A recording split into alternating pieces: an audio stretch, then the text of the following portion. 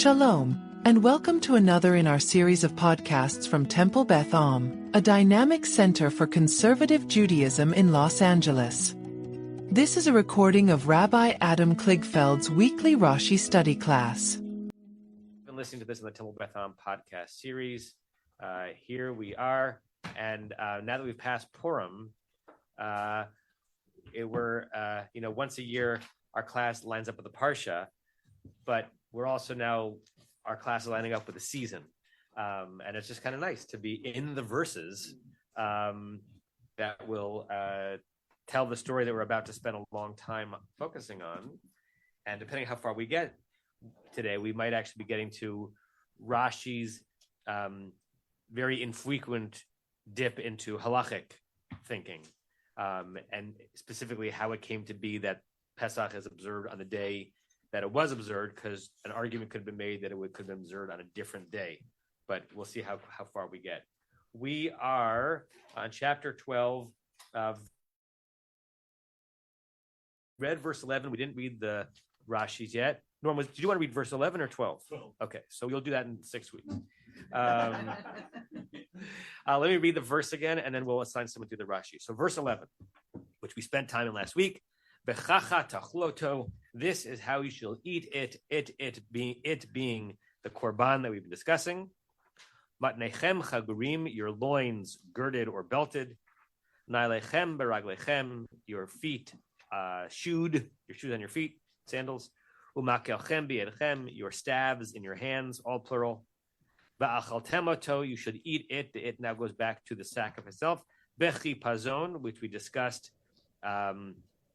a lot, and we'll look at Rashi on it.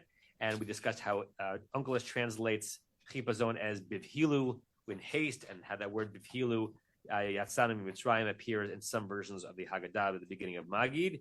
And then Pesach hu letter 9. And those last three words are hard to figure out. Like, is Pesach here a capital pay or a lowercase pay, as it were? It is a Pesach letter 9. What's the it? Is Pesach referring to an action? Is it referring to a sacrifice? Is referring to our commemoration of it? We all have opinions on it, but it's not 100% clear what it means, and Rashi is going to be alert to that. Were there any lingering questions on the verse itself before we look at Rashi? Okay. I really should do what Michael Harris does and keep track of who leads every part of the service, so they not double up. And I never remember who read and translated recently. Sandy, do you want to read the Rashi on verse 11? Let's give Sandy a microphone.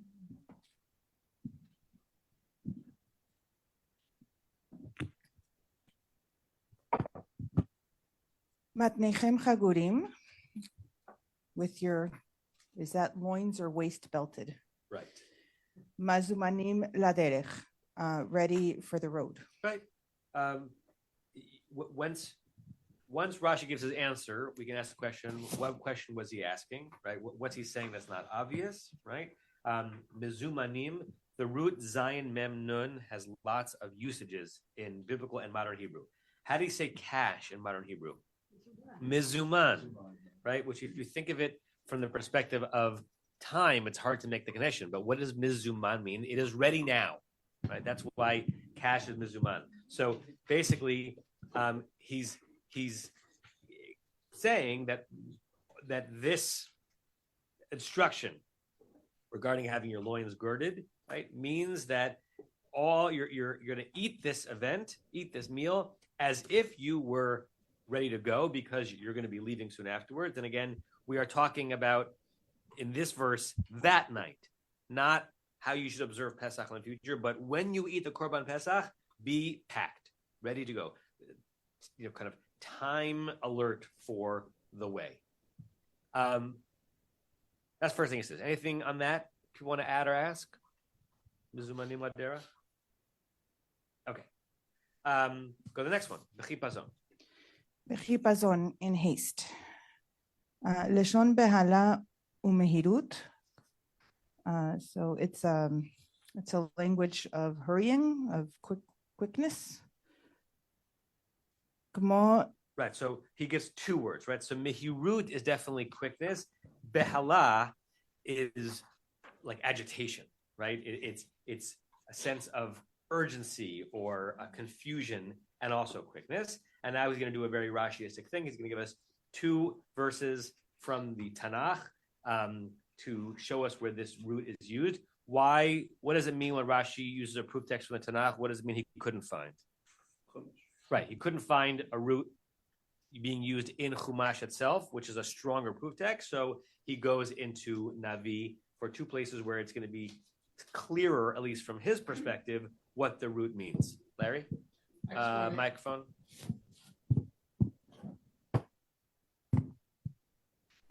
I don't think this is correct. I just want to know if Behala could be related to Behelim. I don't think so, because Behelim, the be is a preposition. Right. And the root is Helim. Right. In Behala, the root is Bet Helamed. Right. So sometimes, as we've discussed, you have three-letter roots where the first two letters create like a family of roots, and then the third letter is a kind of a sub-taxonomy.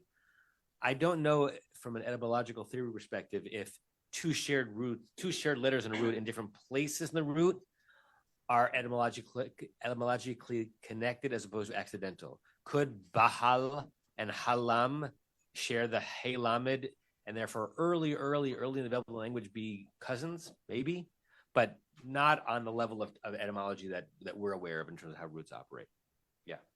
Even though you read it, it sounds like it, but it sounds like it because of the Helam, right? Ani Behelim. Okay. We just had this root in Megillat Esther. I haven't thought about that. I'll share it with you. Hold on. I think it's the end of chapter 6. Should have thought this before.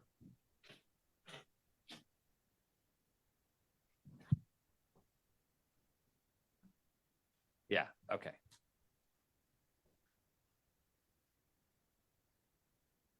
Okay, so the end of chapter 6, when we're kind of in the place where Haman is going to understand what's going to happen to him.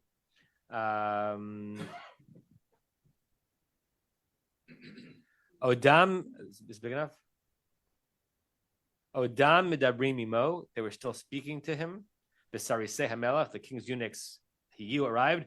Vayav hilu, that's turning the root bahal into a he feel, like it's often translated as that they rushed, they scrambled to bring Haman to the banquet that Hester was going to be hosting. And I think there's also the Haman nivhal el beito, that he was kind of all worked up and hurrying to try to figure out what was going on to him. So the root that Rashi is, that Ungolish translated into, Bahal, is also a Hebrew root. Okay? All right. So now he gives us these source texts. I'm going to put them on the screen so we can see them in the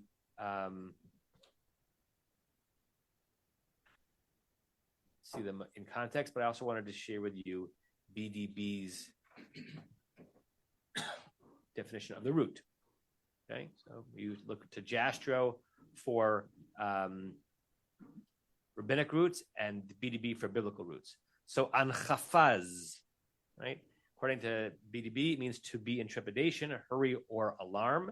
And so when Rashi turns bechipazon into two words, he's basically giving you both sides of the possible translation. He's basically agreeing with BDB, because he uses both mihirut, which is hurry, and what's the other one he uses? Behala, which is alarm or concern. Okay, and so it's essentially agreeing. BDB agrees with Rashi, or Rashi agrees with BDB one way or the other. Okay, so go to the next word, Sandy. Kamo. כמו ויהי דוד נחפז ללכת. Okay, so what's going on here? This is the first book of Samuel, chapter 23, verse 27. and we are in the story of King David, the King David to be, and King Shaul, right? And Shaul is a maniacal king, and he has paranoia that might, right? It's Groucho Marx paranoia, right? Just because I'm paranoid doesn't mean they're not actually out to get me. He's paranoid that David's going to usurp him. At the time, David actually doesn't have a plan to usurp him, but he eventually does replace him, right? And so he is running after David, and David is hiding in the Judean hills, right? In the occupied Judean hills. Sorry. Couldn't stop myself. Okay. And look at verse 26. Vayelech Shaul mitzad hahar. That Shaul went to his side of the mountain. V'David v'anashav mitzad hahar mizeh. And David and his people on the other side. Vayhi David. And when David is aware that Shaul and his troops are coming to get him, nechpaz lalechet mipnei Shaul. He agitatedly and hurriedly went and made his quick departure from Shaul, right? So think about what David was experiencing and how fast he was running and the look on his face in that scene. Rashi says, that's the way you should be eating your Pesach offering, right? Made haste to get away.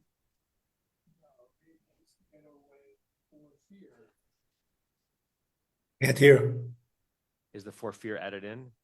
Well, it's saying that yeah, yeah, it's not just haste, but it's filling in the phrase. Yeah, the translation, Koran's translation adds in fear. Let's see how JPS translates this verse.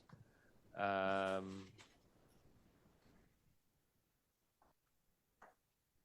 new JPS is David was trying hard to elude Saul. That's a very flat translation. The earlier JPS was trying hard to elude. Yeah, early JPS 1917.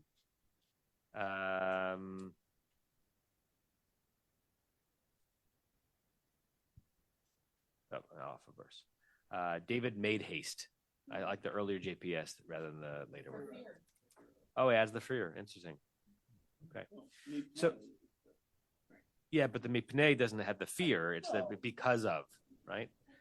Okay. So that's the first verse. And again, Rashi brings this verse because Rashi thinks that we will understand what this word means in this verse clearer than in our verse, and then we'll import that meaning into our verse. So think of David running away from Shaul. That's how you should be eating your sacrifice. And remember, the Torah has not yet said that that's the way they left Egypt, right? It's not saying you're going to leave the Chipah zone. That gets imported into the Haggadah, and there's a reference to it a little bit later in the chapter. But so far, the Chipah zone is not about the agitation of the leaving, but the mode in which you're supposed to be eating.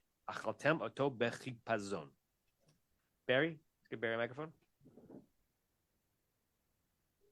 What I'm hearing is that the act of doing the sock, there are two aspects. One is rushing, sense of agitation. Can't hear him. Yeah, if somebody's speaking, I can't hear him. Can you hear him now? You can hear me? I can hear me.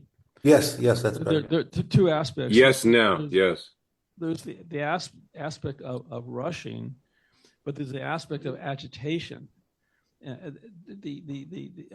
Performing the Pesach should be performed in a state of agitation. Yeah. And isn't it every year? And this and this character is missing from most of our seders. We talk about reclining, but it's not. It's an agitation, not a reclining. It's not a relaxation mode. Yeah. Wait, are we supposed to be agitated, or I thought this was describing the actual first event? But the repetition of the Pesach. Every year we're repeating the Pesach, but the Pesach has two aspects to it. At least two aspects. These two aspects are the rushing and the agitation. Right. So, Matt, the verses we're in right now about Pesach night. And Right. sometimes in a verse or two, the Torah is going to tell us what the Torah wants us to do in commemoration of it to time immemorial. And the rabbis certainly borrow from this chapter to get a sense for how we're supposed to be observing it for the generations. And Right. to Barry's point, it's both, right? I don't remember if it was last week or 2 weeks ago, we discussed of how many symbols on Pesach night in the Haggadah are representing themselves and their opposite, right? How the matzah, we've gone through this, the matzah is bread of affliction, and it's the Right. bread that you ate on the way out. And the charoset is the blood, and charoset is also the apples, apple trees under which God allowed the Israelite women to woo the men, according to the Midrash, and give birth without labor pains, so that they wouldn't bring the Egyptians to come attack them. Interesting that this comes up now. I was in a conference for 2 days, about 150, 125 rabbis from across the denominations, sponsored by the Lafel Foundation, basically new approaches to thinking about Zionism. It was a wonderful conference. And one of the teachers was Rabbi J.J. Schachter, who has had several significant positions in his life. He was the rabbi of the Jewish Center in New York City. He has been a teacher at YU for many, many years. For a while, he moved to Boston to kind of inherit the Soloveitchik position or chair of the Boston Orthodox Jewish community, and they came back to New York. And he's an exceedingly learned and menschy leader in Orthodoxy. And to his credit, not that this should be so hard to do, but one of the people in YU Associated Orthodoxy who loves doing interdenominational work. And there are a lot of people who would never set foot in an interdenominational conference. Rabbi Schachter does. He also had a close friendship with Rabbi Bill Lebo, who was the dean of the rabbinical school when I was in rabbinical school. And when I've taught the material, both in this class and in other settings, about the symbols on the Seder plate that have multiple opposite meanings, that comes from a shiur he gave to our rabbinical school class in the year 2000, and I still have the text sheet somewhere, and he taught it so well, and the material is so fascinating that I've continued to teach it over. He gave a 90-minute class, I guess it was yesterday, 2 days ago at the conference, basically using Torah material and rabbinic material to speak about the state of the Jewish people and the state of the Jewish state. 1/3 of the class was that exact class from 25 years ago, the exact same sources. And it was actually a little bit satisfying to know that I'm not the only rabbi on the planet who occasionally reuses material. But clearly it's part of his portfolio. But it was the same material from that class literally 25 years ago. And I was like, oh, okay, I guess you can occasionally reuse a sermon. Okay, so that brings us to the second verse that Rashi brings. Okay, so you're back on Sandy.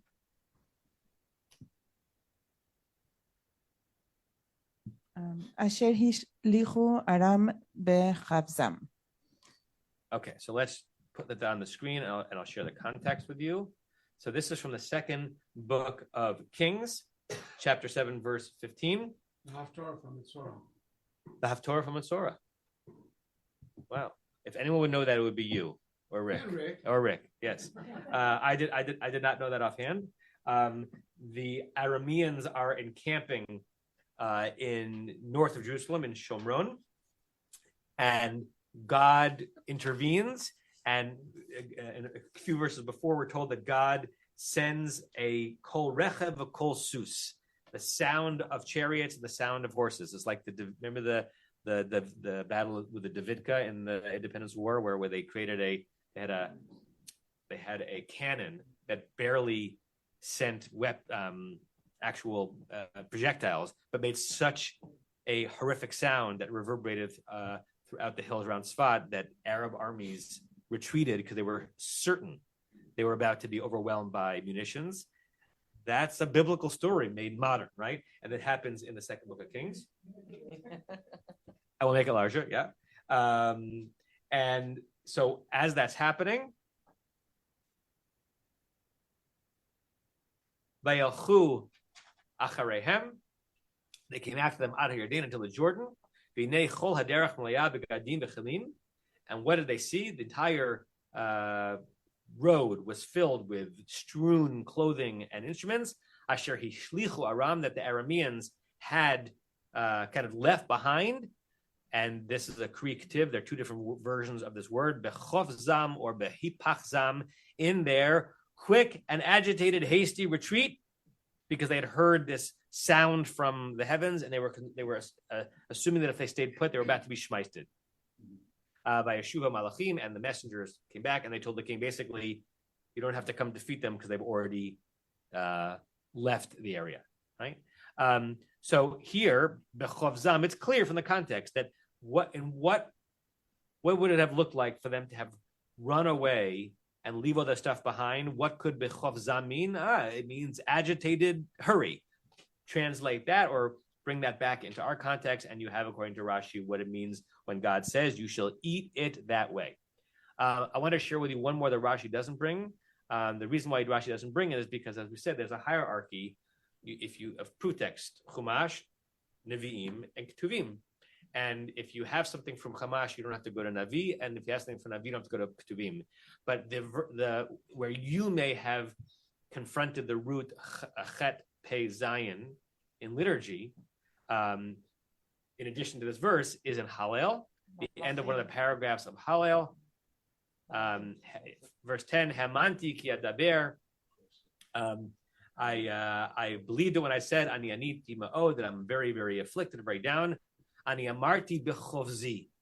I said in my, here it's more alarm than haste, right? Maybe that's why another reason why Rashi doesn't bring it, because it doesn't have the sense of haste. I said, how is it translated? It says it's translated as haste, interestingly. Kol Adam Kozev, I can't trust a single person, right? It seems to be more distress here than haste. So it's interesting that it's being translated as haste. But you might have heard that because that ends a paragraph. Ani amarti b'chovzi. Yeah. Yes, Rebecca.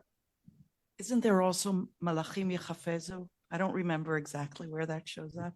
Who remembers? You're right. Yeah, for sure. Where is it? Yeah. Malachim Yechafezun. Rosh Hashanah, Yom Kippur. Unatana Tokef. Oh, that yeah. the angels will tremble, right? Mhm. And there again, it's a trembling, like once it gets into medieval Hebrew, right? It's really used as on the side of the etymology of the meaning of fear and trembling as opposed to haste. It's not that the author of Unatana Tokef, whatever the origin story of it is, and there are many different versions of it, is not suggesting that the angels are running away, but that they're agitated, right? They're trembling in the presence of the gargantuan God. Yeah. But it kind of flipped that, right? In modern Hebrew, it would be rush, b'chofzah, right? So in modern Hebrew, you'd use that just to mean to rush? Yeah. Yeah. So it's And flipped back. different. And how is in modern Hebrew would it be different than mimaharu? It's a little more formal, I think. Uh-huh. Yeah, and I think Does it lemaher suggest is agitation? yeah, Yeah. It's an And- agitated rush. right. And Chipazon- behalal is much more fear now, I would Yeah. say. Right. Right. Matt? Oh, yeah, I'm agreeing with him. Bechipazon, you'd hear in modern Hebrew, meaning in haste, not just rushing, but like in a. And that Flee. phrase, you hear someone on the street saying that I had to leave that day. Bechipazon. You'd see it in a newspaper, I think. Interesting. You've reached El Yeah. Shabbat, maybe. Yeah. Harry? There's a biological sense of rush. The adrenaline, you get an adrenaline rush. When one is in fear, when is in awe, when is at this kind of an experience, you get an adrenaline rush and your body shakes. Yeah. So this is not like a running shaking. It's an adrenaline rush. Absolutely. We all know what that means. Absolutely. Yeah. Okay. Now Rashi tackles what the Pesach Hu Adonai means, and he's not here concerned about translating what the words mean, but what is the force of that phrase after God has says how you should be eating it? What does it mean to say that it is a Pesach and it's Ladonai? And remember that Ladonai can mean to God, for God, with respect to God. Prepositions have lots of different possibilities in biblical Hebrew. Okay, and just so you know, I don't know if we looked at this last time. Onkelos adds in the word kodam before God's name. He says pischa Hu kodam Adonai. It is a Pesach offering in God's presence before God. So basically, Unkelos is saying, if Unkelos spoke English, he'd be saying to us, it doesn't mean to God, it means in the presence of God. It's not something you're giving to God, it's something you're doing. The la is with respect to, next to. Okay, let's see what Rashi says. Sandy. פסח הוא להשם. הקרבן קרוי פסח על שם הדילוג הפסיכה. The karban is called Pesach. So already he said something. So even if it doesn't seem like he said something, he's saying that if you're wondering what the word Pesach means in the sentence, which is not his saying, if you're wondering what the word Pesach means, it is the name of the korban. If this came after Vayikra, we would be used to the notion of sacrifices having names. There's a sacrifice called an olah. There's a sacrifice called a chatat. There's a sacrifice called an asham. Rashi saying there is a sacrifice. It is called a Pesach. You might think you already know that because you've had a lot of seders. But Rashi is saying we know it from here. This is when the sacrifice gets a name. It's not just the name of an event. It's the name of the offering. And why does it have that offering? And this is going to bring you back to kindergarten Hebrew school. Al Shem. הדילוג והפסיכה.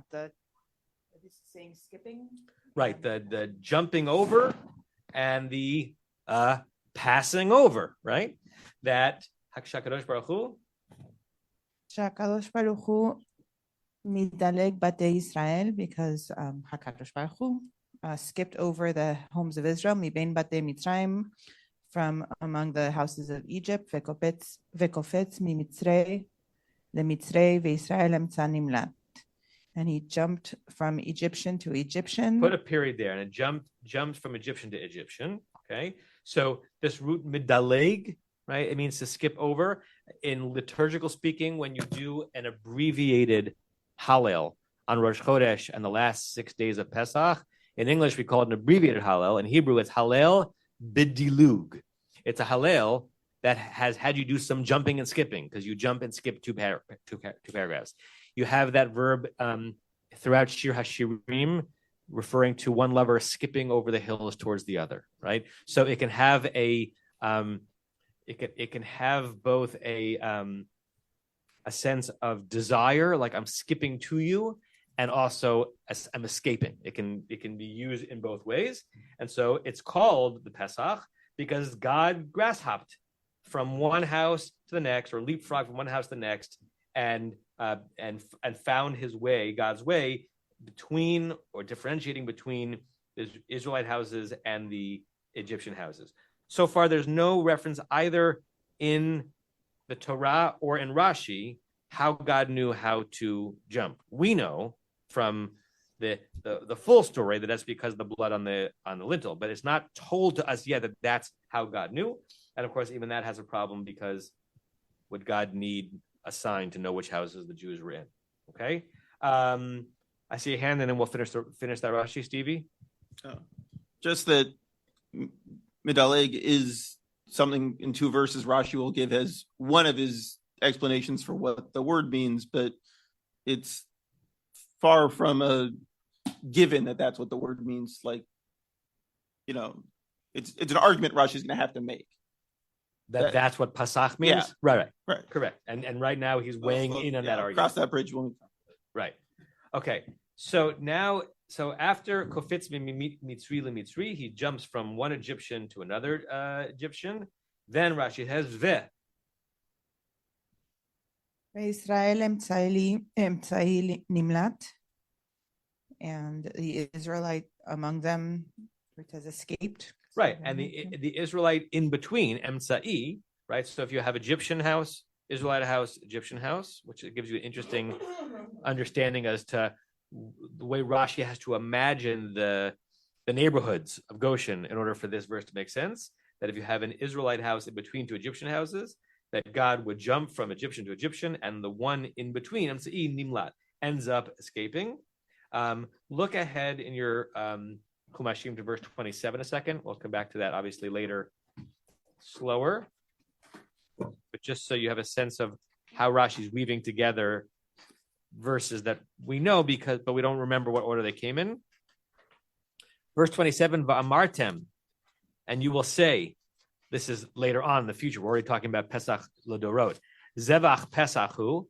Here, it's clearer that Pesach is a sacrifice because the word Zevach comes along. It is a Pesach Zevach. Zevach means a sacrifice. It's a Pesach slaughtering. L'Adonai. Does Uncle say Kadam Adonai again? Yeah, Uncle again says Kadam Adonai. Asher Pasach al Batei Bnei Israel. Here, the Torah uses Pasach as a verb to explain why we call Pesach, but the Torah hasn't done that yet, which is why Rashi has to give us that information, because Rashi assumes we hadn't gone to Hebrew school yet, right? And we haven't lived through all these Pesachs. Beno poet Mitzrayim, as God was smiting the Egyptians, Be'at Batenu Yitzil, and God saved our homes, Vayukod ha'am vayishtachu, and God and people therefore prostrated themselves out of gratitude. So later on, the Torah is going to tell us that the word Pesach, sacrifice, comes from an action, Pesach, but we don't know that yet, sort of, which is why Rashi has to spell it out here. Okay.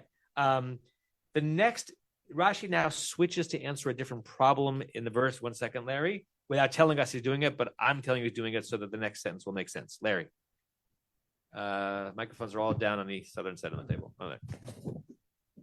I'm just wondering if the word nimlat, which here is translated as escape, is related to namal. No, mem lamed tet. It's nimlat because it's in the hifal to escape. Yeah, it's what Lot does from Sodom and Amorah. Okay, so now Rashi is trying. He's dealt with the Pesach part. Now he's going to deal with the Ladonai part. And again, it's hard to do this in Hebrew, Old French, and English in our minds at the same time. But the question is, what's the L of Ladonai? In what ways is 2, 4 in front of God, right? Unkelus turns the Lamed into a in front of. Let's see what Rashi says. ואתם עשו כל עבודותיו לשם שמיים. Okay. And you will do all of these works or services לשם שמיים. דרך דילוג. Wait, so pause there, because Rashi's already now given us one of his 2 answers as to what the phrase Pesach Hu Ladonai means. And what's his answer? Can someone put it in their own words? What does it mean that it's Pesach Hu Ladonai? It's for God. Your observance of this ritual has to have a certain kavanah that you're not doing it.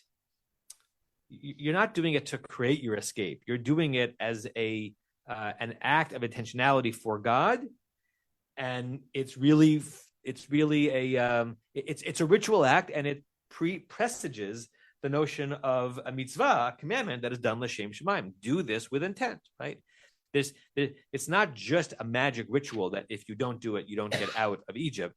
You've got to do it as an offering to God. It is commemorating what God has done for you or is about to do for you.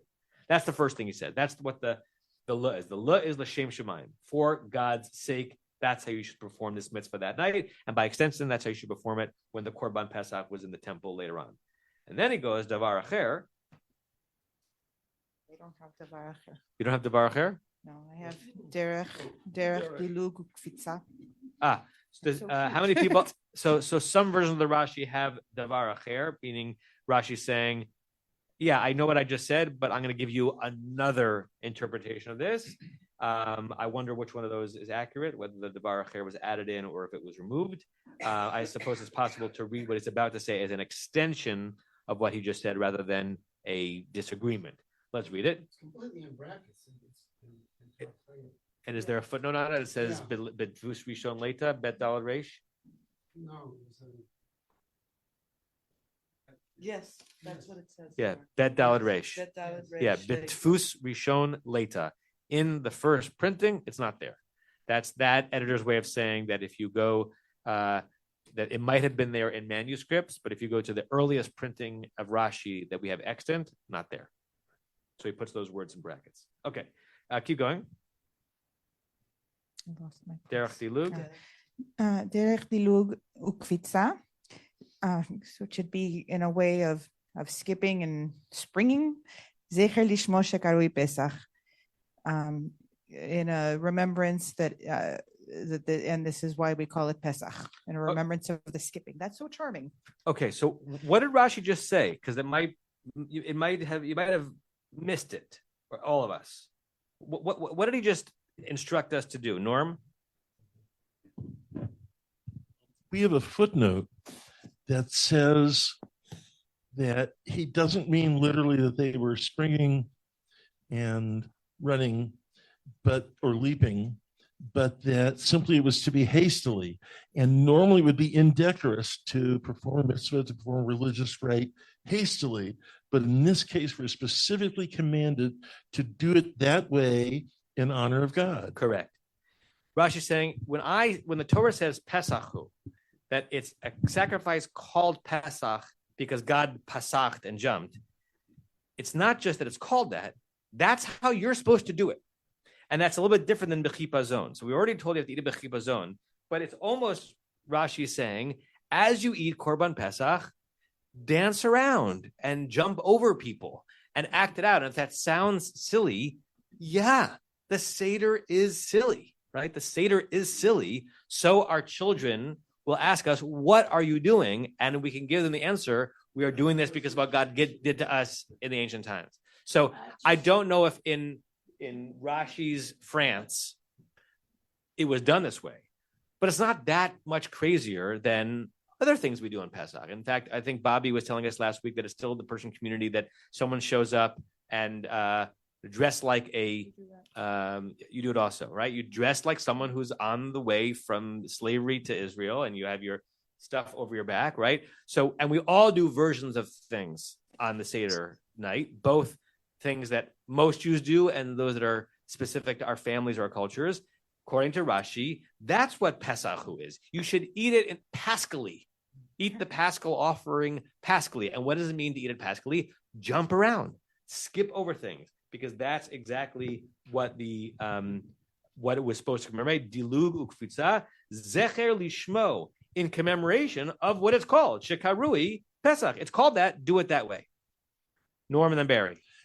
Is Rashi saying that those Israelites in Egypt were commanded to eat it that way? Correct. Or is he adding on to that we, at our Sidorim, if we have Pesach, which God willing we will speedily and soon, that we should eat it that way?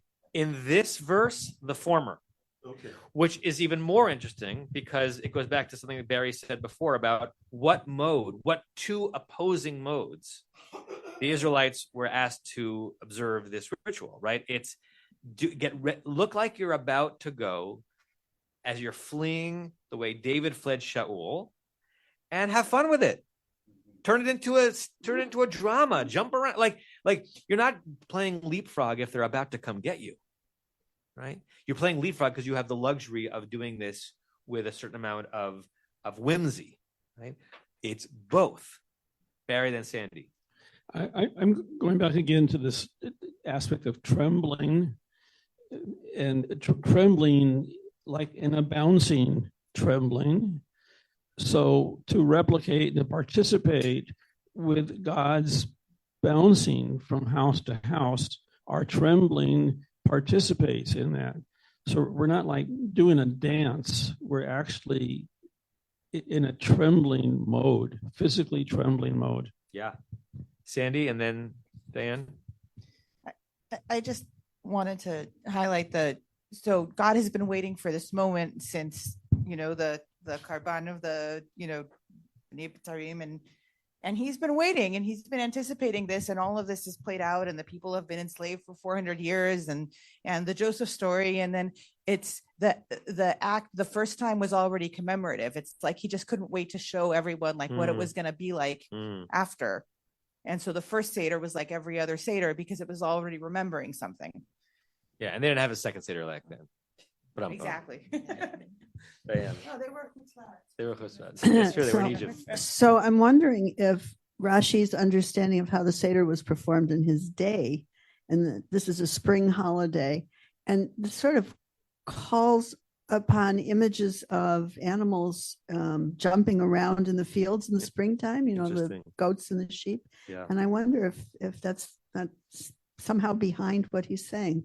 It's a lovely thing to ponder, right? We can't know, and it is evocative of Shir Hashirim, which is read on Pesach, seventh day of Pesach, right?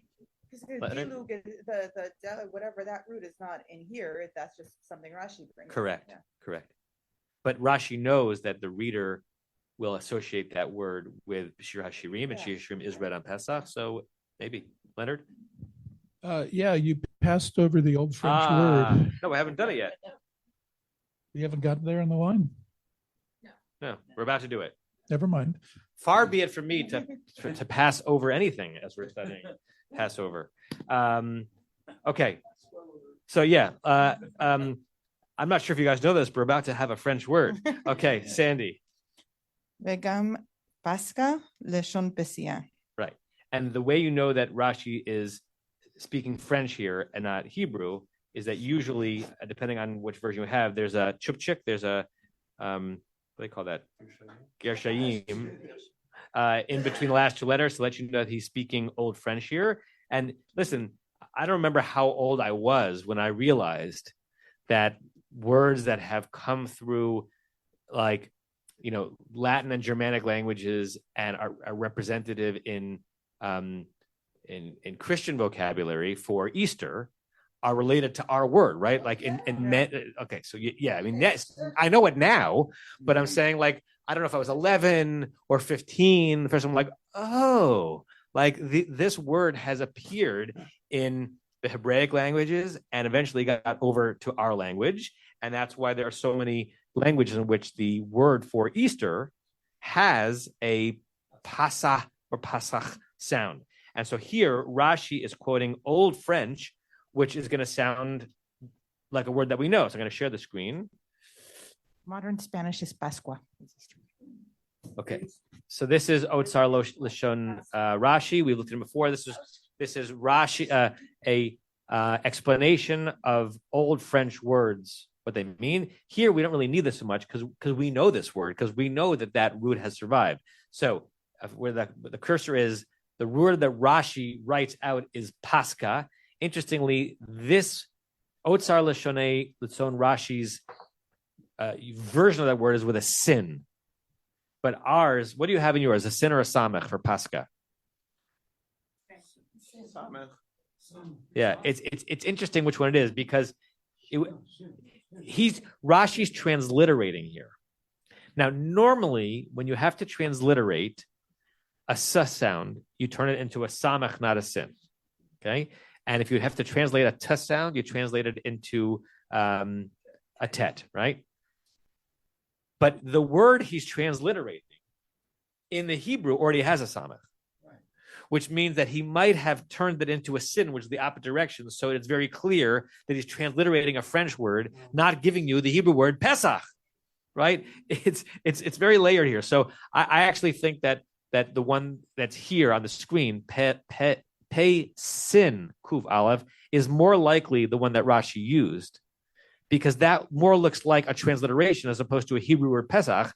Although, according to some theories of textual study, the one that's less likely is probably the original one, because it's more likely that someone changed it to the one that was more likely.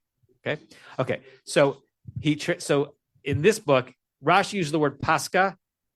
This book transliterates that into English, which we sometimes need to understand what a word is, Pascha, and then he tells us what does it mean in Hebrew, Pasach, right? And then he adds a few things. I forgot what century this book was written. We could look. I forgot it was late 19th, early 20th. Efshar gam likro Pascha, you can also potentially read it as Pasche. Ach gavra b'tzorfatit hatzura Pascha, but French, at least in the French that this person, which is hundreds of years after Rashi, settled on, was Pasche. In French. Yeah. Hold on. My microphone. Hold on. Yeah. Pasquale is more Italian, but modern French is Pac. So they have eliminated S. The S came out. O b'katav hamukubal, or in what he considers to be the written way of doing it, pasque, biglal hashpaot stadiot, because of influences from the side, it turned into a qe. Rashi Romez, Rashi is hinting here, kafi hanireh, apparently, so this is guessing, lepoel hatzorfati passé. He thinks that Rashi is connecting this to the French root, not just pasak or pasca, but passé, to pass, which again, we have too, pass over, la'avor, o l'shem passage, to pass through, ma'avar, shemashmutam, for their meaning, to'emed is similar to, is a twin of, at hezbaro ha'etymology, his etymological explanation, kamo pasach upasa. And if you go back to Rashi, Rashi quotes this French word pasca, but he translates it as leshon pisia. Going back to our conversation before, that sometimes 2-letter roots, the third letter, right? So pe samech chet and pe samech ayin might be similar. What does pe samech ayin mean? To take steps, right? Like when you're doing your 3 steps forward and back before the Amidah. In halachic language, that's your psiot, that's your stepping backward. So steps forward and backward, God stepping over the houses, they're all related in both language families, in Hebrew, in biblical Hebrew, in rabbinic Hebrew, and in the Germanic languages. All of that is built up in these 4 words Rashi, v'gam pasca lashon psia. It's very hard to disentangle them from one another. Okay, I think Rick's hand was up. Rick, is it no? Okay. Marshall, yes. Get a microphone. Just 2 quick comments. Going back to the beginning of that Rashi there for Pesach Hu Adonai, I liked when you made reference to Shir HaShirim, where the words Mikapetz and Al Hagvaot, right? Yes. And it occurred to me too. Many years ago, since I enjoyed Israeli folk music, that how wonderful it would be if we not only sang the songs, we saw the biblical text where the songs came from. And there's actually a bencher that I have at home which shows the biblical references. And I've oftentimes taken those references and gone back into the text to see where these things come from. Yeah, wonderful. That's number one. The second is Rashi's comment here, V'yatem asu kol avodotav l'shem shamayim. And that's taken from the Mechilta. But the Mechilta is using a different word, interestingly to me.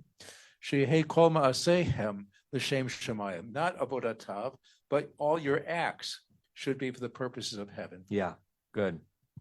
There's a comment in the chat. Jeremy, who sometimes joins us from the Boston area, he asked, so the word passage is etymologically related to Pesach? My answer is maybe. The editor of Otsar Lashon Rashi, right? Again, I have to figure, I forgot who that book is associated with, but it's the reference guide you go to if you want to read in Hebrew an understanding of Rashi's translation of Old French as opposed to doing it in Yiddish, because there's also a Yiddish version of it. He says maybe passage, the pas sound, is similar to passé and pasak, which may be related to the original biblical. Maybe, we don't know. Sometimes cigars are just cigars. Yes, Joel.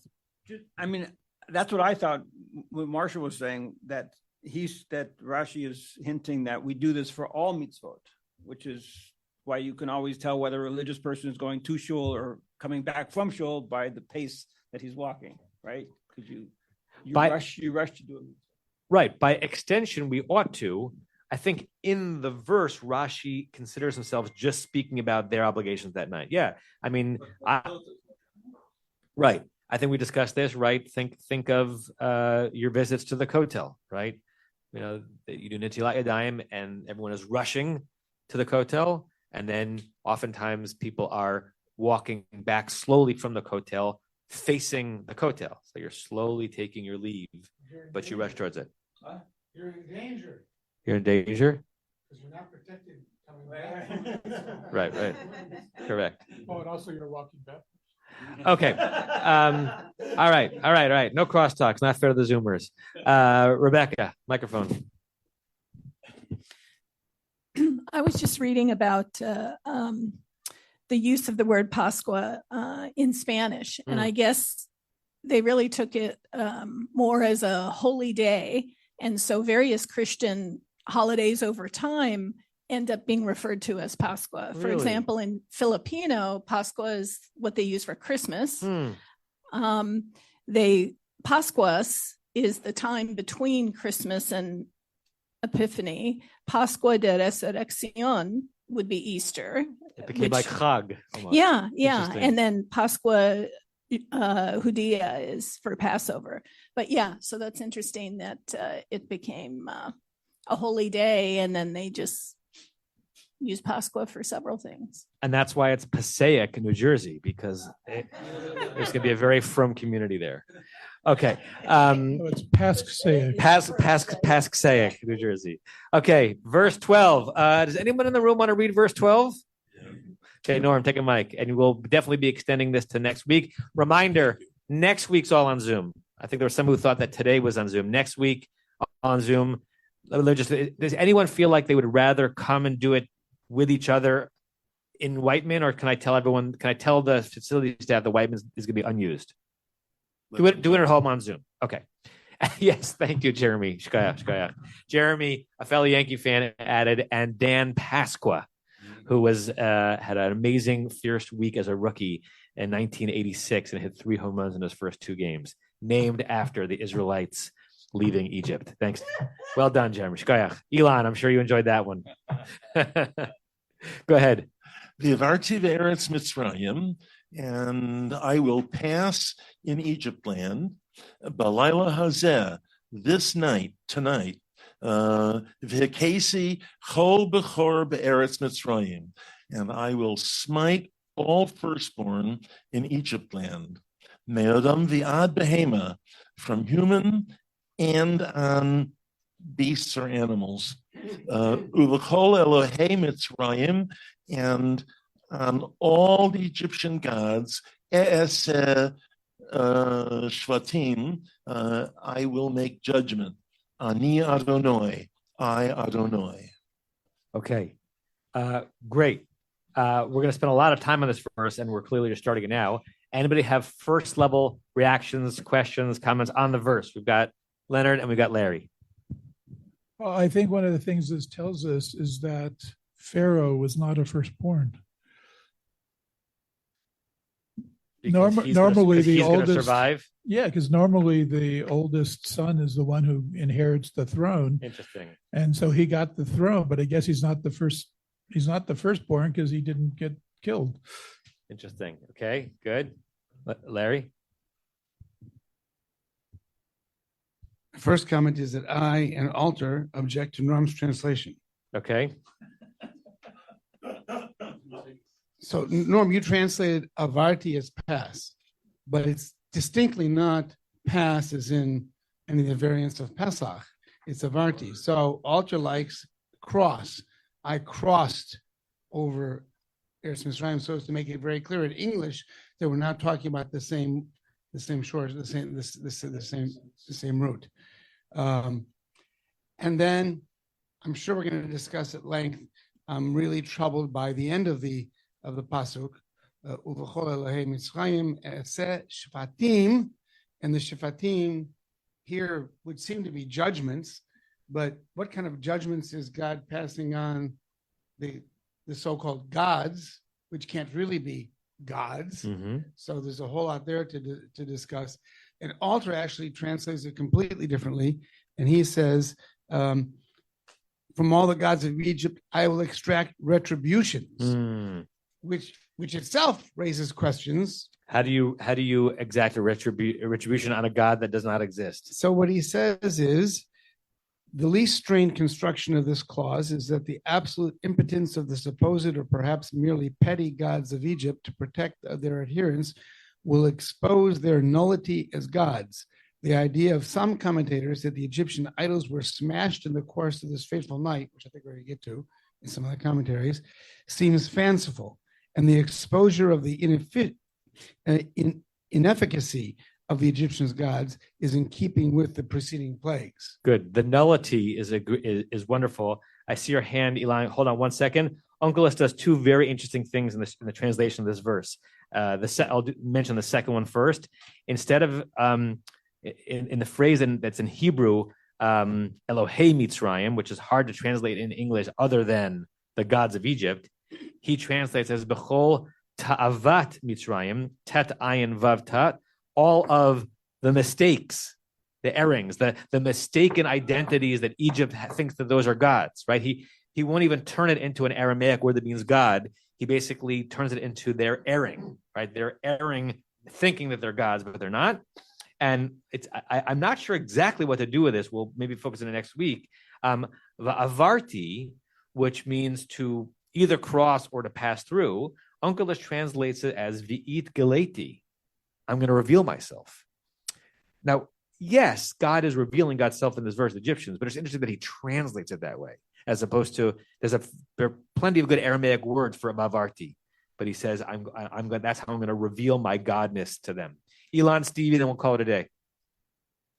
Yeah, the thing that strikes me most in this verse is the very end, which says, "I don't know, Ni Adonai," was anyone thinking it was I Sheldon? I mean, what's their confusion? Yeah, I mean, Ani Adonai will end up being throughout the Torah kind of an emphasis, an exclamation point, a mic drop, as it were. But we're not used to that. But there are a lot of commandments that are given to us that end with Ani Adonai. By the way, lest you forget, there's something bigger than Phil. But I think this might be one of the first places, not that first place, where it's used as a coda to a verse. Stevie, last comment? So this is in response to Larry saying that Avarti and Pesach have to have different meanings, because I've very much to say about the definition of the word Pesach, but in the three verses that appears, I'll just say the Septuagint is inconsistent in how it translates it, but in the verse that has both the words Avar and Pesach in it, the Septuagint renders them the same word in Greek. What's the word? I don't speak Greek, but I have it written down. It's the same Greek word for Avar and Pesach when used in the same verse. I'll send the source sheet out, I guess. Great. All right, everyone, have a good week. Vote for Merkaz. And next week only on Zoom, next week only on Zoom, next week only on Zoom. You've been listening to another in our series of podcasts from Temple Beth Am, a dynamic center for conservative Judaism in Los Angeles. If you enjoy these podcasts, we invite you to write a review on the Apple Podcast website or wherever you get your podcasts. For more information on Temple Beth Am, Los Angeles, go to www.tbala.org.